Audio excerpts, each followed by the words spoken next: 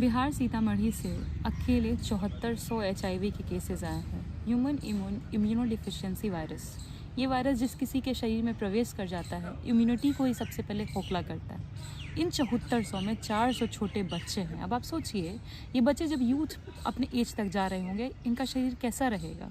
वहाँ के medical officer से जब सवाल किया गया, उन्होंने सीधे ये आरोप लगाया, हमारे यहाँ तो कम है, इससे भी ज़्यादा मोतिहारी, मुजफ्फरपुर और अन्य जिलों में है, जाके उनकी संख्या का पता लगाइए।